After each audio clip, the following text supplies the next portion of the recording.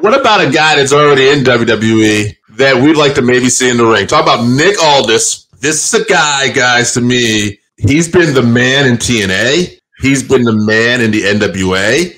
He's been in matches with guys like Sting, Cody Rhodes, Kurt Angle. Nick Aldis has shown he can be the man, but he's never gotten that national exposure, whether it's WWE or AEW until now. And I think that's a good thing. I feel like he's one of like wrestling's best kept secrets in some way. You know, if you're not like a hardcore fan about this, you might not know about Nick Aldis and all these great things.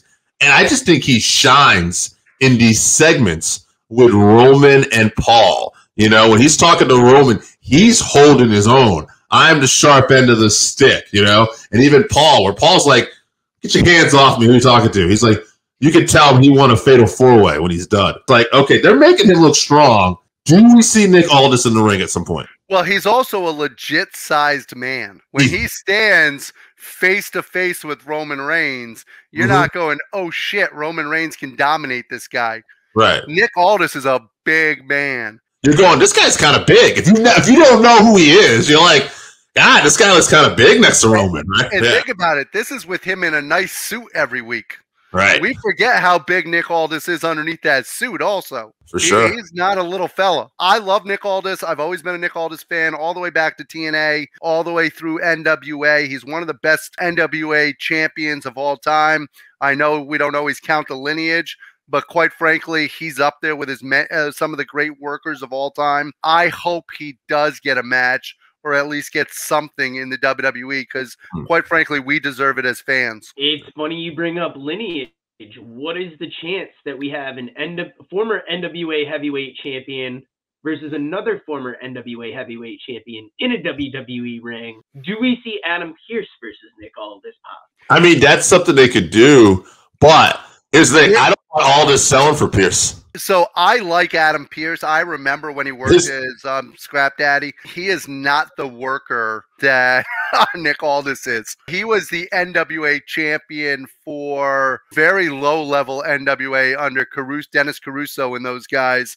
And as much respect as I have for him, he is a different level than Nick Aldis. I'd better see Aldis versus another former NWA champion, Cody Rhodes. In a third match, you know? So I was going to say, quite frankly, we've seen Cody and Nick tear it up. Yeah, they would be great. You know? Obviously, the Reds, you know, okay. So we've pretty much hit all our segments today. So just kind of a little sidebar here. One thing WWE has really done well is besides the fact, you know, we're looking at main eventers like Cody, Seth, you got Punk back now.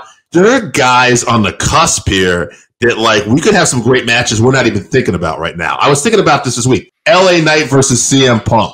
Gunther versus Roman Reigns. Like, nobody's talking about these, but, like, you know, I mean, you properly build. We have a lot of potential main events in the next year we could just plug in. Gunther versus anyone. Gunther, other than Roman Reigns, quite frankly, and Randy Orton, Gunther, to me, is the most viable world champion on SmackDown. Right. He's legit.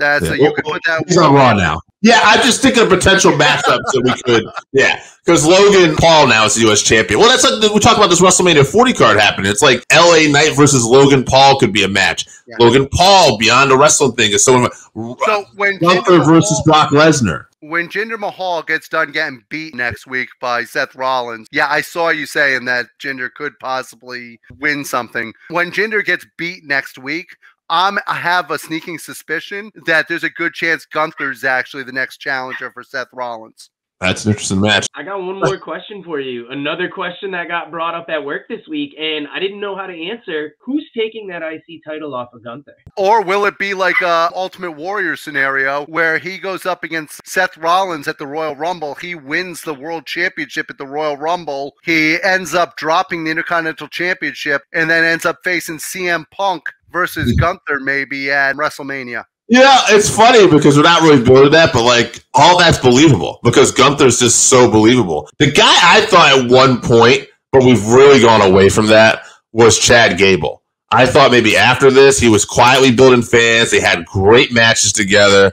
And I thought it would have been, he cut the kind of promos where it was like, I'd like to see them put it on Chad. Now, that being said, I was thinking more different than what AJ was about, like an Ultimate Warrior type thing. I was thinking like more when Warrior won the Intercontinental title as a surprise from Honky Tonk. No one knows.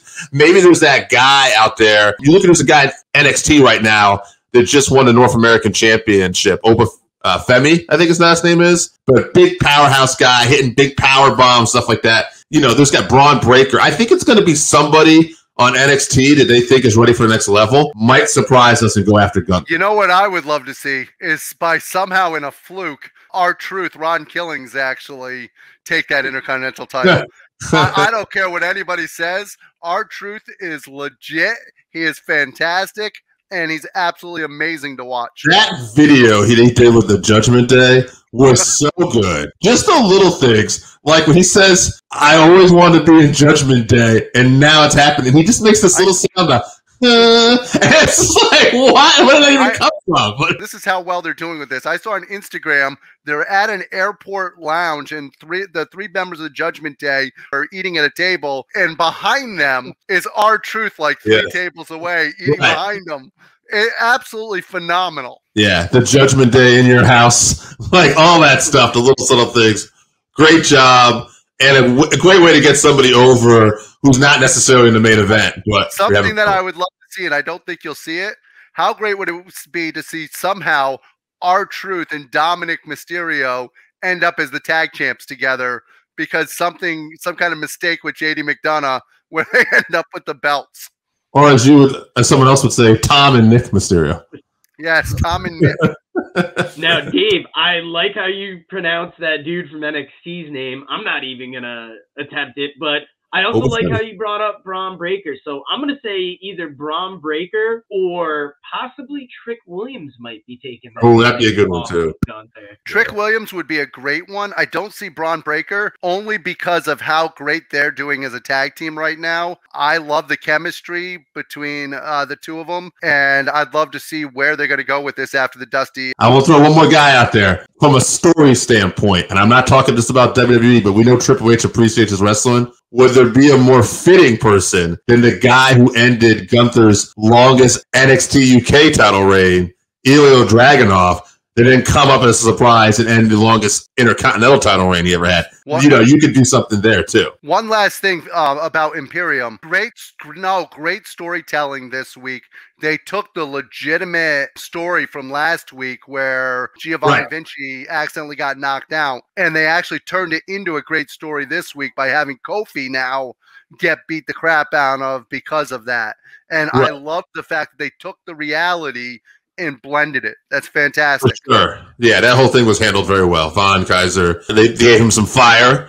And even the week before, how they handled it, where we had an injury, we moved on, we shut the match down, we announced the winners. It was awkward, but it was the best way to handle it. And it almost kind of provides some realism to some stuff. So you can almost kind of take a negative and turn it into a positive. The best thing that can ever happen in wrestling is when you blend the realism with the story. When you get people in the audience and they're going, I don't know, but that looked legit to me. Now you've done something. If you haven't tried Game Up, then you are missing out. Imagine your favorite seltzer and your favorite sports drink had a baby, but it's way better than that. Each can is 110 calories, low carb, 4.9 ABV. It's a nice light drink that is not light on flavor. Game Up comes in fruit punch, orange, lemon, lime, and grape. Pick it up at drinkgameup.com or at your nearest liquor store.